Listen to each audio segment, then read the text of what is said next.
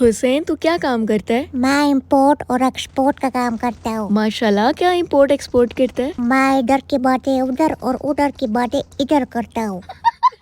दूर फिटे मुंह, मुझे ये बता कि रावलपिंडी का मौसम कैसा है? गर्मो गर्मी गर्मो गर्मी है मतलब? गर्मी ने तोड़ मेरी कटी, ओहो, मोटरसाइकिल ते बह जा कटी, चल कोई नहीं। गरम सीट ने मेरी चीख कटी, सो सैड। हर वाले सीट मेरी तपती, मोटरसाइकिल तो दूर में पजता फिर आवाजें निकलती हैं, ओए होए ओए होए, सड़ गई मैरी।